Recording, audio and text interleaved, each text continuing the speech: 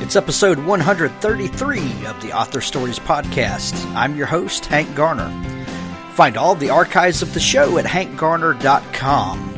And when you're over there, please click on the links in the right-hand sidebar to subscribe to the show. If you would do that in iTunes or Google Play, and then leave a rating on the show and a comment, that really does help other people find the show. If you'd like to support the show, please go to audibletrial.com/Hank and sign up for a free Audible trial. You can get a free audiobook when you do that, and this week's guest is Brandon Sanderson. You can pick one of the two Stormlight Archive books that are available now.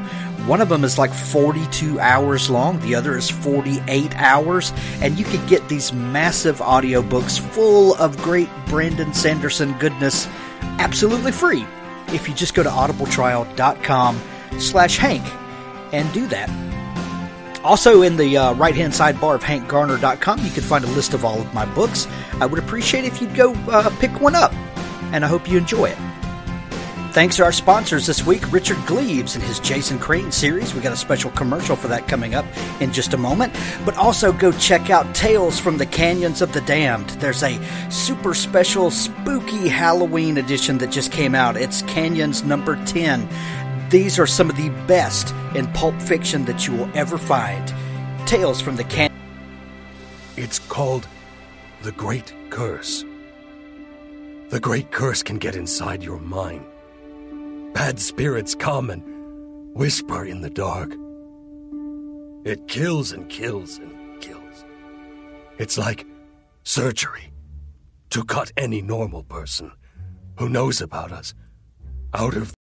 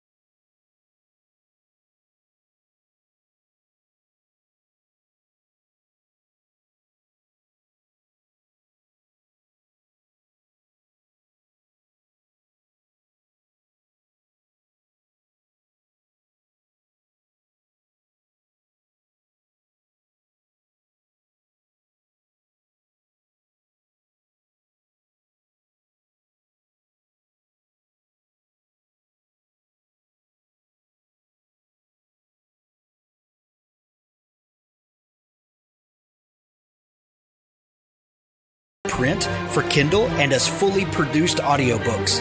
The audiobooks are truly fantastic. Rise Headless and Ride starts the adventure, but have your schedule cleared for the next two. The Jason Crane series by Richard Gleaves is scary, good fun. So pick them up, settle in, and you are guaranteed a happy Halloween. Well, thanks for joining me again for the Author Stories podcast, where I bring you the story behind the stories and the storytellers. I'm very excited today to have Brandon Sanderson on the show. Welcome to the show, Brandon. Well, thank you very much, Hank. Yeah. So, Brandon, I begin each show with a variation of the same question, and that question is, what is your first memory of wanting to be a writer? So I have a bit of a different story from a lot of novelists. I've talked to a lot of them, and their first experiences with writing often came when they were very young. I was not a very good reader when I was a kid. In fact, I can remember in 5th and 6th grade just kind of completely falling out of love with books. And it wasn't until I was in 8th grade that something changed. So I'm about 14, maybe approaching 15. I can't remember the exact age, but it's the end of my 8th grade year. And I had a teacher who was one of these wonderful teachers who did a lot of work to get students interested in reading. And she brought me up after class, and she said, Brandon, you're reading below your level. I want you to do a book report on a book that I've read recently that we can talk about together. And it was a very kind of different moment for me because I've been floating. I've been kind of cheating my way through book reports. I'd either pick a book that I loved, like when I was in 2nd grade, or I would pick a book that I could read a summary on and do my book report that way. I was totally just floating past on this, and she caught me. She got me. And she took me to the back of the room, and you know how teachers have these like ratty paperbacks in a big rack, you know, Right. Yeah. different students have read. They're like stained with spaghetti from school lunch and things. And she said, I want you to read one of these. These are books that I'm familiar with. And I browsed through them, and the one that grabbed me was Dragonsbane by Barbara Hambly. It's a little lesser known book these days, though during that era, Barbara Hambly was a major force in a lot of genre fiction, not just science fiction, but also mystery and things. She's a fantastic writer. She's still writing. And Dragonsbane, I remember that book. What's that? I remember that book. Yeah, it's a great book. Has this beautiful Michael Whelan cover on it from the early days of Michael Whelan painting, before he kind of became the main dominant force in fantasy art, which he then became a little bit after that. But has this classic Michael Whelan cover on it. It's got a dragon and mist and people. Anyway, I thought, I'll give this a try. And I fell in love with that book. We joke about books changing our lives. This one really did. I mean, this book changed everything for me.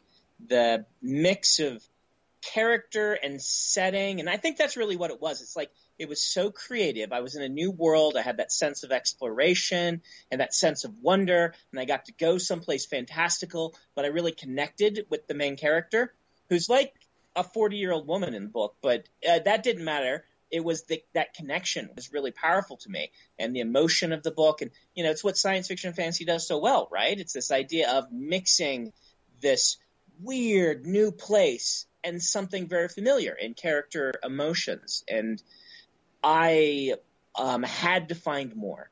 And so I went to the school library, and we actually had card catalogs back then. I don't know if any of the younger listeners have any idea what those are, but we had the card catalog, and I went through an alphabetical. And next after Dragonsbane was Dragonflight by Anne McCaffrey. And so I got into the Dragon Riders of Pern. Somewhere in the middle of reading all of that and discovering fantasy books, I realized I had to do this. I had to figure out what it was people were doing. It was like someone had cast a magic spell on me, and I had to figure out how they'd done that so I could do it on others. And I started my first book probably 6 months after I originally read Dragonsbane. It's terrible. I've still got pages of it. It's so awesome. It's so bad. And I, from then, didn't really look back. I started writing my own book. I started writing short stories. I started sending them out. I've actually got some nice rejection letters from these awful stories because, you know, I had no idea what I was doing. I'm, 15 years old and have not really been a reader up to that point. My stories were terrible. But by about 18, I was starting to figure some of this out. I was starting to get some personalized rejections. Still took me another 10 years before I sold a book, but that's my first memory of it. Wow. So how fortuitous that it was a fantasy book that you first found, and that this thing kind of woke that up in you. See, I don't think it's fortuitous, because it's not like I hadn't tried reading books before, and I was bored by them all. I joke these days that people kept trying to give me books about boys with pet dogs, and then the dogs die. And I had tried 3 or 4 of those books. And this is something that I talk about a little. We pretend, I write YA and middle grade as well as epic fantasy, and we pretend that we know what kids want. What they want are kids like them facing problems like them, which I'm sure many kids do. But for me, I was bored of that. I didn't want to read about a kid in school. I didn't want to read about a kid living in the wilderness and finding himself there. I wanted to read about a middle-aged woman whose husband gets called up to kill a dragon, and she's been practicing magic, and she goes along to try and help him, even though they're kind of getting old and they are worried that they're too old to slay a dragon. That was cool. Boys with pet dogs was not for me.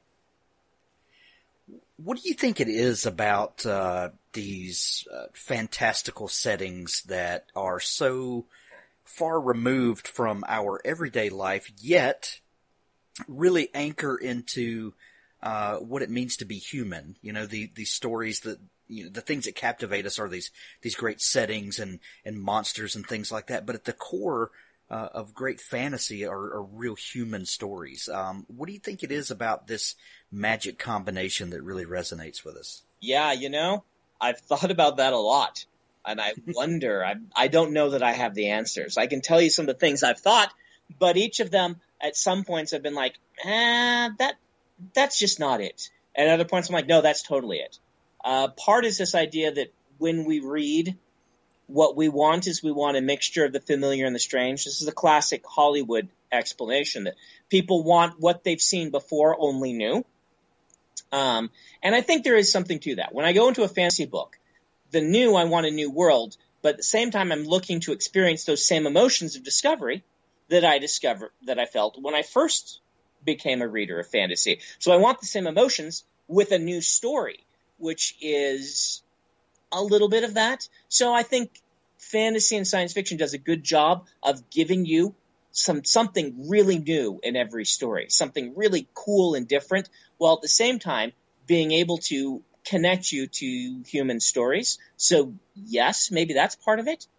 Maybe it's this idea that if you take it away from our world, you can both become more timeless because you aren't tied to references in our world that might become dated, but at the same time, you can distill human experience down to something a little more, I don't want to say pure, but something that casts off the baggage. Like, for instance, you can look at The Lord of the Rings and say, wow, there's all sorts of things in here about totalitarianism and race relations and things like this. It's not what Tolkien says he was writing about. It's in there because it was part of his life. But removing the baggage of our world's sort of prejudices and making his own, making it about elves and dwarves not getting along instead, and allows us to explore something that resonates very deeply, this idea of being afraid of the different person, but coming to learn that they're more like us than we thought. That's a pure human experience sort of thing. And it divests itself of a lot of the baggage that could send that discussion into something a lot more political. Yeah. You are widely known for your epic fantasy and your the Cosmere and these worlds that you've created. But like you said a minute ago, you also write YA and middle grade. And Steelheart came out a couple of years ago, and then you finished out the trilogy of that with Firefight. To me, it seems like those books are probably more rooted in the air quote real world than any of the others that you've written. Yes, it's dystopian and it's a little in the future, but these are real people in real places, although they've kind of morphed. Was that difficult for you to get into? And while we're on this train, yeah, it's a good kind question. Of I changed the cities that these events take place in the Steelheart series so much to make them fantastical. Like Chicago has been turned to steel, New York's been sunk, and is a series of islands built on the tops of the skyscrapers, and Atlanta, and the third one, has been turned to salt and has moved across the country. These are all cities I know pretty well, so it was fun for me to take these cities. I didn't set them in cities I had to spend a lot of time in. I kind of picked ones that I knew, and so there was a bit of fun to seeing what I could do with a familiar setting, but at the same time, it required fact checkers and things like this in a way I'd never had to use before. People always say to me that, write more realistic fiction. They'll say things like, man, it must be so hard to have to create this all from nothing. And I'll say to them, no, you've got the hard job, because if you say the corner of such and such and such and such, and it's wrong, and those streets don't actually intersect at that point because, some housing development was created there, the locals are going to be like, you've just lost all credibility. And that is a different type of difficult. So I would say yes and no, because making them as fantastic as I did was part of the fun for me. But yeah, I mean, I had to get Soldier Field right, and there are a lot of people that we went to find out how to just get Soldier Field to feel right, because that takes more work than just making it up. Yeah, I can imagine. So when you were in school, you got this love of reading, kind of awoken in you, by this teacher. And when you started kind of realizing, okay, this is a thing that I believe, I could be good at, and this is something that I want to do. Did you start looking for everything that you could in the genre? Did you ever branch out of fantasy and say, you know what, I want to bring some different elements into my writing, so I'd like to read maybe some other genres so that I can kind of twist and bend things a little bit? See, as a teen, when I was getting into this, that was not what I was thinking about. I was thinking about, I want to experience the magic of telling these stories myself. Yeah. I wasn't thinking, this is going to be my career. Even though part of me, like a little bit of me is like, ooh, what if I could do this? But really it was, there is something supernally magical about all of this, and I want to be part of it. So no, I didn't look afield. I had found something I absolutely loved, and I dove into it. I read all the fantasies that were coming out, exploring the genre and its depth. As an adult in my 20s and 30s, I did realize the strength or the value of reading outside your genre and seeing what people are doing really well in that genre and then bringing it to your stories. Most certainly I did. And so I do read contemporary. I read a lot of contemporary YA. I don't read as many lit fic books, but I read a lot of nonfiction. I like to read a mystery or a thriller or something like this now and then, even a romance stuff. You know, a lot of these writers are doing really interesting stuff. And if I can steal that and bring it to my books, it'll only make me a better writer. So you pursued a pretty traditional education path. Well, was this part of your plan? I'm going to go to college. I'm going to get an MFA, and this is going to make me a better writer. Or was this just what you do to bide the time while you're becoming a writer? It's a little bit of each of those things and something else. I actually started my college career as a biochemist.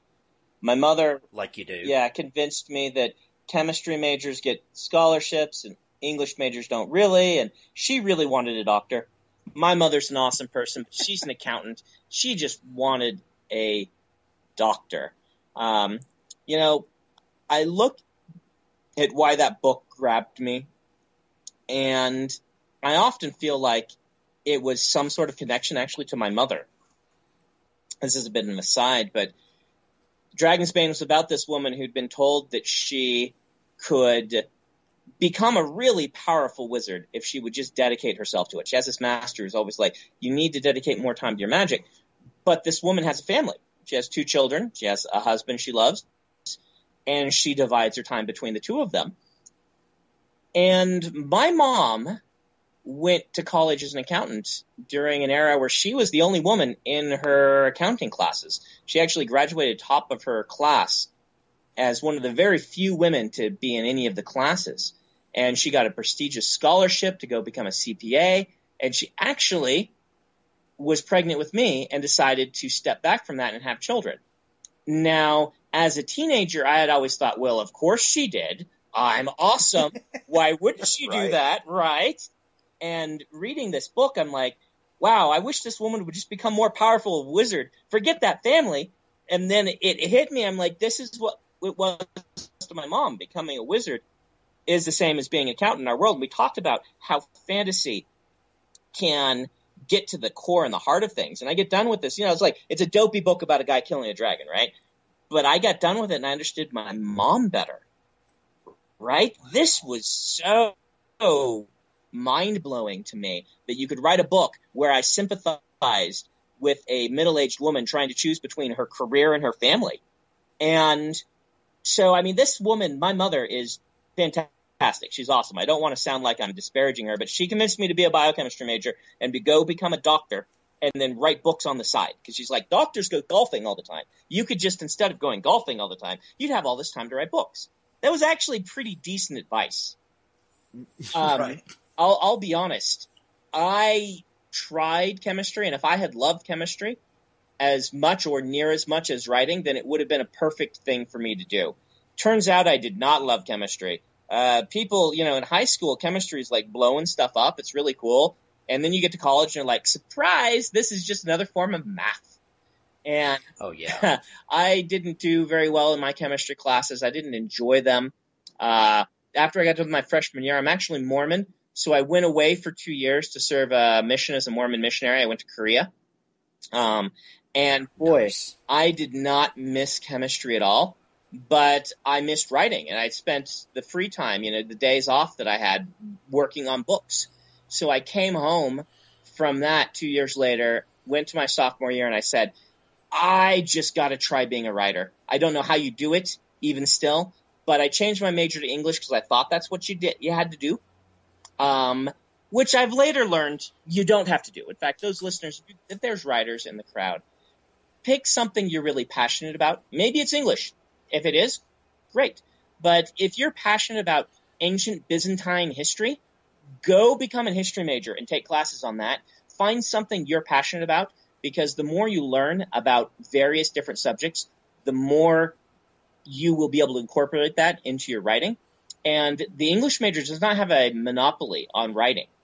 In fact, most majors in college will make you do a substantial amount of writing. So pick something you're passionate about and learn about that, and you can use that in your writing. I mean, if John Grisham can use his days as an attorney to become a best-selling thriller writer, then you can use whatever you learn in college to become a fantasy novelist or whatever it is you want to do. So I changed to English, though. The advantage of being an English major, and this is a big one, is you can take creative writing classes and have them count toward your major. So you aren't distracted by homework. And my homework often was writing stories, which I was doing anyway. So it was really fun to go to like these creative writing classes. And by then I was hardcore into this. I'm like, I am going to figure out how to do this. I don't know how to be a writer, but I'm just going to work harder than everybody else. And during those years, my 20s, I wrote 13 novels that only one of which eventually sold. My sixth eventually sold. I was on book number 13. So I go into these classes with the other students who had been a little bit more delicate, snowflake-ish about their writing, and had spent all summer working on this perfect short story that's 3 pages long. And then the teacher's like, you got to submit 3 different submissions. And to them, that puts them into panic mode because they need to prepare 2 more. Meanwhile, I'm writing a book every semester. And so I'm like, great, I could do 3 novels if you want those. I have 3 I haven't workshopped yet. So it was a big advantage. And I did go get the master's in creative writing, mostly as a stalling tactic. I didn't go do the things you need to go get a PhD. And these days, more and more, you even need a PhD in writing.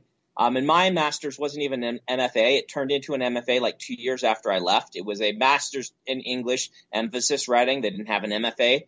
I applied to MFA schools. I applied to 20 of them or something like that. None of them let me in.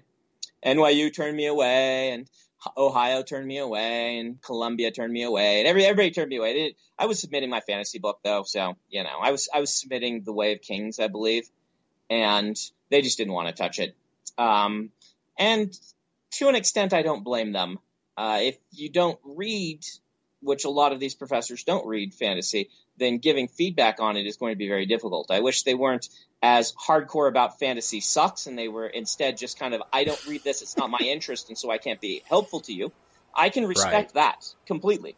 Sure. My argument to them is, yes, but if you would read widely, you might know a little bit more about writing, and you might be able to help a wide variety of writers. But hey, they do their thing. I don't generally read literary fic that much, so whatever. But they didn't let me in. But I went and got this master's as a stalling tactic. I didn't go get on like the journals or do the interns, they don't call them internships, whatever they call them, where you assist a professor and things like that you need to be able to get into a PhD program. I ignored all that and just wrote more books.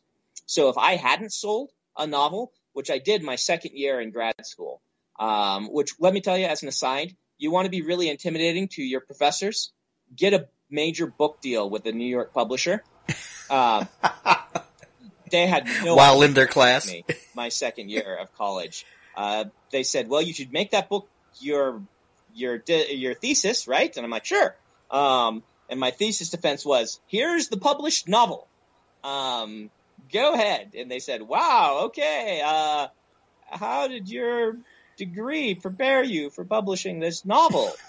Stuff like that. But anyway, as I said, if I hadn't sold that book in 2003, was it? The second year in my grad school program, I don't have any idea where I would be right now, because I had put all my eggs in one basket, exactly in the way my mom had not wanted me to do. And as they always advise you not to do, have a backup plan. I had no backup plan. I had no exit strategy. I was writer or bust.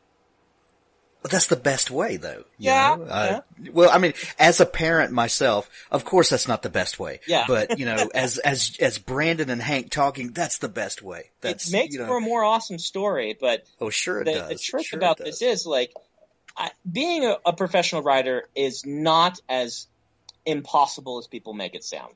When I was at college, I took a class from a published writer, David Wolverton, or Dave Farland, as he publishes under his fantasy. He came in and taught a class for a couple years. They wanted somebody at the school. It was at Brigham Young. They wanted somebody who knew science fiction and fantasy to actually teach a class on it for science fiction and fantasy writers. They listened to their students. It's great. I now teach the class, and I have for 11, 12 years.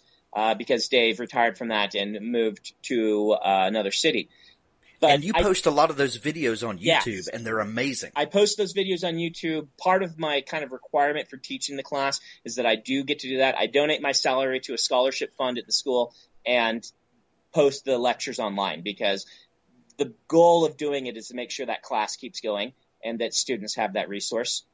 Because when I took it, being able to hear from a real writer, like my professors were real writers. I shouldn't joke about that. They're real writers. They just don't write fiction that is marketable. None of my professors were writing fiction that you could actually sell. And so they were being published by university presses. They were good writers who didn't write in the genres I was interested in. Meeting a fantasy novelist who was making their full-time living at fantasy and having him come in and say, you can do this. There are people that this is their job. It is not like some magical thing where there's like two people making a career at this. This can be your career. And I think it's even easier for it to be your career now with self-publishing. Sure. Now, the numbers that make it to the level where I am are very small. There are maybe 4 or 5 of us in the genre. But you don't have to get to this level to be making a living at this writing. And in that class that I took, I know of 2 of us out of 20 that went full-time, 2 of us who became full-time editors, and 2 or 3 of us that are part-time writers that make, 10, 15K a year from their writing with something else as to balance that, which is way better odds than people would tell you. If you went and said, there's 6 people that are professionals out of a class of 20, you'd be like, wow, that's way better of a writing percentage than I would have assumed. I hear it's 1 in a million. Granted, if you go to the class of chemical engineers and say 6 of the 20 of you will have careers in chemical engineering, they will panic because they usually have 80% placement and things like that. So it is a career that is uncertain. I had lucky breaks. I worked hard, but the lucky breaks feel at times like they were even more important than the hard work, because I know lots of people who've worked very hard who have not made it. So that backup plan is a smart idea. Sure. It totally is. But you shouldn't let people tell you can't write, or that you shouldn't write, or that you're failing if you're not publishing. It's really weird, because I have friends who love to go play basketball, right? They play basketball on every Wednesday night. They spend a few hours doing it. It's good for them. They love it. But nobody goes to them after that session and be like, all right, so when's the NBA happening and when are you making money at this? Now, everyone recognizes going and playing basketball a couple nights a week is really good for a person's health, their mental health, and their physical health. And it's just a worthy thing to be doing. But as soon as somebody starts writing a book, the question comes out, when are you going to make money from this? Right. As if it's only worthwhile if you get published and become a millionaire, which is totally bunk. Those 10 years when I wrote 13 novels, unpublished, were some of the best years of my life with my writing career. I feel sometimes right now that I just don't have as much time to write as I did back then, which is really weird to think. But now I have publicity, I have all this stuff, and I wouldn't trade it for the world. But that pure just enjoyment of writing and creating a novel is a worthwhile thing that is more worthwhile than the money. And I know it's easy for me to say that sitting here and having 30 million books worldwide, no, 20 million books worldwide or something like that. But no, but it's true. I have a theory that storytellers are born and writers are made. I believe that we all have this thing in us that we need to share with each other, and that comes out in storytelling. And if you then work at your craft, you can become a writer. And then you can, that can be you can even spin it into a career like you're talking about. But there's something in us that is a very worthwhile thing, that we as humans need to communicate with each other. We need to tell stories. We need to pass things along. And that's how we're made to do it. Absolutely. Yeah, Go ahead. I was going to say, I want to get back in just a minute to those 13 novels that you wrote, and then how some of those things have come out and that sort of thing. But before we do, I think I read somewhere before that you were born and raised in Nebraska. Is that right? I was. And Indeed. then you took this mission trip to Korea. One thing that always fascinates me is kind of how place affects people and then comes out in their writing. How do you feel like after being raised in Nebraska, then going to Korea for 2 years, how did that affect your maybe how you saw the world and how it eventually seeped into your writing? Well, I will say, going from being in a state that is 95% Caucasian right. to being the minority was really interesting. Now, it's not that I was a privileged minority, right? So it's a different sort of thing than growing up as a minority in the United States by far. Right. But going and being where everybody turns and looks at you, that you are the outsider, and learning a new culture, learning to be part of it and respect it, and learning a new language, and being immersed in all that stuff. Wow, was that very useful. So useful as a writer writing fantasy novels. The Korean language still seeps into basically every fantasy language I create, right? I'd learned French when I was in high school, but the French kind of all went out the window when I lived for 2 years in another country. And once in a while, the French rears its head, but mostly Korean is what's influencing how I create languages. So that's certainly really cool and a big part of it.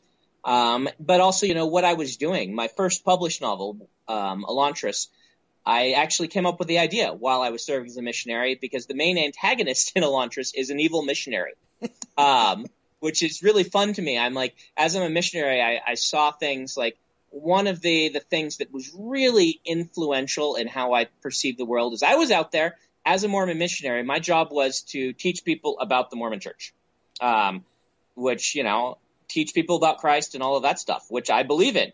But at one point I was walking through a subway and there was this Buddhist monk, and what the Buddhist monks will do is they're forbidden from earning money. That's required by, at least in this sect of Buddhism, that they beg for their money in order to keep them humble. It's actually kind of a really cool thing. And the Buddhist monk was kneeling on the ground, very humbly, banging quietly on a drum and chanting, as they do, in order to beg for the money to go buy their food. And next to them was a Christian from a different denomination missionary holding up a big sign that said Buddhism is hell. And I saw that and I'm like, oh, the absurdity. There's got to be a way where I can teach people about what I believe and share that with them that doesn't involve holding a sign up saying Buddhism is hell next to this humble, nice man, following the precepts of his religion, right? And that became the core, my philosophy on that sort of thing is I can't ever be that guy. And when I came home, I'm like, I'm going to write a story about that guy, right? I'm going to write a story about the missionary who's out to do things for the wrong reason. It's not really that guy. In Elantris, the idea is the missionary's been told if he doesn't convert the people of the city, then the armies are just going to destroy them. So in his mind, he's saving their lives by trying to convert them. But he's using all the wrong methods and things like this. And so you see the stuff that I experience really popping out in the fiction.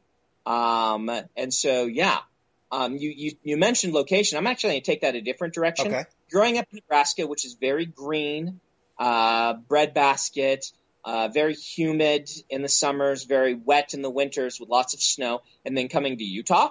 So I came out to go to BYU, which if you're Mormon, BYU is like in-state tuition. You can pay like $1,500 a semester or something, Nice. Which is like awesome when you're a Nebraska kid and you don't really want to go to UNL. UNL has some great programs, but it wasn't for me. So not having a lot of money, being able to come out here to a top-tier private school was awesome. So I come out to Utah, and my roommate is a photography major, and he loves landscapes. And so he took me. I don't know if you've ever been to southern Utah. I haven't. But southern Utah has these gorgeous, gorgeous canyons and rock formations and really weird things like the Goblin Valley, where they filmed part of Galaxy Quest, where all the rock monsters are. That's a real place. And these canyons where you go down and you're in this darkness with this strip of light high above you, and seeing the strata of the earth from things like the Wave or going to Delicate Arch and whatnot. And that became what inspired the Stormlight Archive, which is one of my big epic fantasy series, is this world of stone and water and storms and no soil, just lots and lots of rock. Totally influenced directly by going on these camera trips, which we do like twice a year. And I was the lovely assistant. I would hold the camera equipment and hold up the little thing that would bounce the light the direction he wanted it and stuff like that. And I credit that as inspiring an entire book series. That's amazing. So many questions just came to me right then. But so this is something that also when you mentioned the monk or the missionary who was picking on the monk and then inspired you to write a book that was a little of the reverse of that in Elantris. Because you are a person of faith and that your faith does play an active and vital role in your life, are you ever when you look at the things that you write, do you ever take a step back and say, okay, now I'm bleeding a little too much into the story here? If you know what I mean, like how do you? I guess what my question is how do you? We've all read fiction that is just so heavy-handed, and we're like, okay, we know exactly everything that the writer believes and what they're trying to get across in the story. Your writing does not come across that way. How do you? How are you careful to leave the story engaging and while still saying what you want to say? So I belong to a school of thought with fiction that can be easily described, though kind of doing it too easily. I can't remember how you say that, but so Tolkien and CS Lewis had this differing in philosophies. Right. C.S. Lewis, if you read his books, are very didactic. Right. I happen to really enjoy reading them, but he wears his influences on his sleeve and his morals on his sleeve. Tolkien had a contrasting opinion. He thought you tell a story that's a powerful story that you're interested in, and you let theme kind of bubble up as you write, and I fall more into that camp. I feel that my job is to be a storyteller, and part of that job is to represent the world faithfully. And so kind of my big mandate is I hate it when there's like one character who believes a little bit like I do or is a theist or a Christian or whatever, and they're just an idiot who exists to be told how stupid they are. Right. And so I've felt that. And so when I go to my writing, I say, well, there's a few things I want to do. The first one is I want to make sure that there are sympathetic characters with good arguments on all sides of an issue that I'm going to deal with in a book. Because if I do that, that's how the real world is, right? Right. There are people, we don't want to admit it for some reason, political discourse, but there are people on the other side of every issue who are smart, who make good decisions, who have really thought through what they're doing. They're not just like blind obedience. They, in every spectrum that you can find, you will find somebody like that. And they're thoughtful, sympathetic people who happen to believe very differently from you. And if I write a book that doesn't capture that, I think I'm failing in kind of one of my most fundamental moral obligations as a writer, which is to present the world in an accurate way, which is weird to say when I write epic fantasy about wizards. But this is how I view kind of the mandate of the storyteller. And so I avoid tokenism. That's a big thing. If you're going to have everybody believe one way and one person believe the other way, then you're going to really stray into tokenism. If you have one person represent a culture, one person represent an ideal, one person represent a place on the gender spectrum, whatever it is, if you only have one person, then you're going to lapse into stereotyping as a writer. And if you can make yourself stretch further than that, then you will naturally be forced to make these people, hopefully if you're writing right, to be all interesting and different people, and people who might agree politically might disagree in a different way, so that everybody is an individual. And I just think that makes better stories, right? Absolutely. I try to be extra, because I know my own bias is going to push a certain direction. I try to be a little extra vigilant on people who have a contrasting opinion to me. Yasna, who's an atheist in the Stormlight Archive, is an example of this, where I'm like, I really need to get in the head of people who are atheists and present her in a way that when they read the book, they say, yes, that is what I would say in this position. And so I have to kind of be a little extra sensitive and careful is what I feel. So I spent a lot of time on forums where people who disagree with me are talking. I lurk on them and I'm like, all right, what are the atheists saying here? How does it feel? Can I find the way that someone feels in a situation like this so they can express it, so Yasna can express accurately how someone would feel in this situation? And then I try to avoid tokenism so that she's not the only atheist in the world, right? In that same book, Kaladin is an agnostic, and we've got different people on different sides of the various issues. You've got Taravangian, who's an antagonist, who's an atheist, and then you have someone like Dalinar, who's kind of pushing toward a religious revolution and things like this. And so you've got a Martin Luther character or something like this. And so you just kind of have different people who are on different sides of a lot of different issues that you like or sympathize with, and you're going to do okay. That's at least what I feel. Beautiful. Very well said. I couldn't agree more. Speaking of the Stormlight Archive, you talked about that you shopped around Way of Kings early on and couldn't get anyone interested in it. And we all know that Elantris found a home first, and that really kicked off your career. But if I understand right, the Stormlight Archive has kind of been this passion project of yours for quite a while, hasn't it? It has indeed. In fact, I can trace some of the ideas from Stormlight Archive back to that first book I wrote when I was a teenager.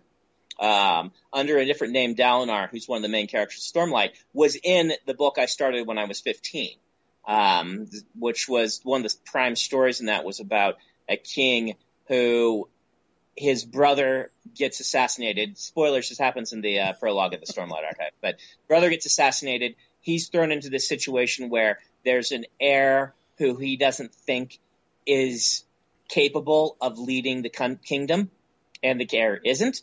But the brother does not want to, for various reasons, step in and become king because he's had worries in his past about becoming a tyrant, and this is like a step he doesn't want to take. So Dalinar's whole conflict is based around this idea of when do I lead? When is it appropriate? Do I seize power? And kind of this slow sink down into seizing power because he feels it's best for the world, to the detriment of his nephew, who's the actual king, which is one of these conflicts that I just rub my hands over because it's so exciting to write something where Dalinar is a hugely sympathetic, kind of in-your-face character, and at the same time he's doing this thing that you know is like gonna break his heart and is undermining another character, but you're like, I really think you should be doing this, but at the same time, anyway, it's lots of fun.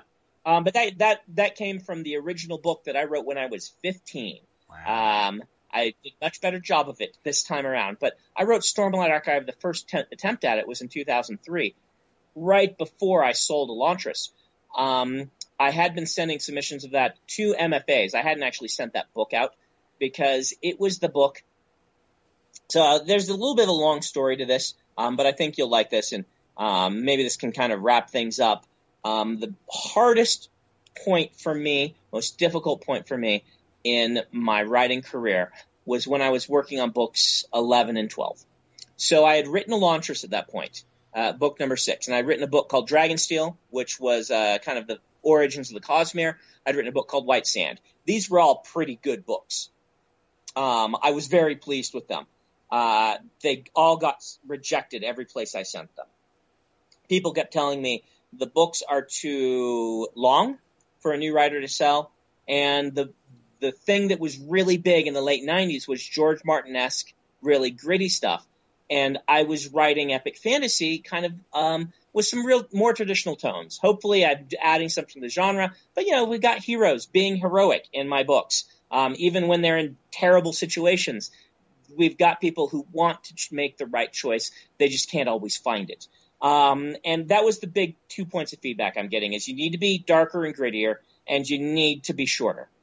And so I tried writing books 11 and 12 as more like that. I'm like, can I be darker? Can I have an anti-hero? Can I write things that are shorter? And those books sucked. Yeah. They were terrible books. I was chasing the market and just doing a really bad job of it. So I get done with book number 12. I'm like, well, that didn't work. I just wrote the 2 worst books of my career. And I should be getting better, not worse. But at the same time, nobody wants to read what I'm writing. And so I went down this sort of, this conundrum, this crisis in my career where you're sitting on 12 novels. You haven't sold any. You're in a master's program where you're not doing any of the stuff you need to do to become a professor. You're going to get done with the master's program and have a degree that can't get you a job, have spent the last 10 years of your life plus writing books that no one wants to read. What are you doing with your life, Brandon? And this is where I kind of came to some of these decisions we talked about earlier. That I'm like, I just love doing this. I don't know what I'm doing, but I know that this is what I should be doing because, both spiritually, mentally, and physically, everything said, this is working for me. And I sat down and I wrote The Way of Kings, which was my figurative flipping the bird at the publishing industry, right? They've been telling me my books are too long. Elantris was 200,000 words. I wrote Stormlight at 300,000 or 400,000, right? I wrote this enormous beast of a book. I think it was 300,000. So it's 50% longer than the books they're telling me are too long. And I wrote this really epic world because everyone wanted these kind of gritty, Earth-like worlds. Because of George. George did a fantastic job. He kicked off a new revolution, but kind of low fantasy was the big deal back then. People didn't want high magic. They wanted this gritty low magic sort of thing. And I kind of said, no way. I'm writing this wacky magic system. I'm writing a world that's nothing like ours. I'm just going to go full hog on the world building. And I wrote the biggest, baddest, most awesome epic fantasy book I could imagine, fully intending that no one would ever want to buy it. And right about the time I finished that book is when an editor called me. I'd sent him Elantris a year and a half before. Moshe, my editor now, he's bipolar. He has big chunks of time where he will not be doing any reading, and then he gets manic and reads them all. And so it had been 18 months, and he got manic and went through his stack, and he found Elantris, and he loved it. Moshe has, I would like to say, a very good eye for fiction, and he called me, but it'd been 18 months, and so my phone number had changed because I'd moved houses, and my email address, there's this big kerfluffle with my my ISP back then, and so I'd lost my email address. And so he had to go and find my BYU student page and had found a phone number there. I don't even know why I had put it on there because I wasn't even teaching at that time, but he got it somehow through the student directory or whatever, and he called me on my voicemail and said, I've been hunting for you for like 2 weeks. I want to buy your book. And so there I am, having just kind of given up on the idea of ever publishing with traditional publishing, with this beast of a book that was like this passion project. And now they suddenly wanted my books. So I sent him The Way of Kings, and he was terrified of it. I remember his phone call afterward. He's like, I have no idea what to do with this book. It's big. And that version of The Way of Kings had some big issues with it. I eventually scrapped that and started over. But it was a very good learning process for writing a big epic with multiple viewpoints and whatnot. But yeah, that crisis is what propelled me into doing The Way of Kings. And the book that now people can buy is kind of the third version of this book, because we have the one I started when I was a kid. We have Way of Kings 2003, and then we have Way of Kings 2009 or 2010, whenever I wrote that one. And it was born, or at least forged, out of my desire to do something really different that was the passion project that I wanted to do. And so it's very fun for people now to read this book with all of that history behind it and whatnot. But I sure am glad that I made the decision not to give up at that point of crisis and just say, I'm gonna chase what I love regardless of whether it turns out or not. And I think everybody needs to do that, not to the extent I did. Don't go quit your job because Brandon Sanderson says and whatnot. But for some people out there, that's the right thing to do. Chase your dreams or whatnot. And it worked out for me. So I certainly am glad that at that point I decided I would write the book that I wanted to write instead of continuing to chase the market or just giving up, which might have been the smart thing to do. A lot of people were telling me, my parents kept calling me saying, what are you going to do with your life? And they don't do that anymore. That's wonderful. And we're all thankful for it. So many things we didn't get a chance to get to, Brandon, like you finishing the Wheel of Time series and Mistborn and all the other stuff that we love. But I think the great takeaway from our conversation here has been that you have to be passionate about what you're doing, and the story is in you, and it'll find its way out. Chasing the market is not always the best thing. But yeah, it's worked for some people. Sure. There are different paths. Some people say, I'm just going to write what everyone thinks is exciting, and they love doing that. But I do think there's got to be, I think you are very lucky in life if you find the thing you are passionate about, because not everyone does. So if you do, I say dedicate some time to it. Absolutely. Absolutely. Brandon Sanderson, I'm going to put links to your Amazon page and your website in the show notes of the show. Thank you so much for taking time to come on the show today. Oh, my pleasure. Thank you for having me, Hank. You've been listening to the Author Stories podcast. You can find all of the archives of the show, over 130 of them, at hankgarner.com. And when you do, please subscribe to the show. Thanks for listening.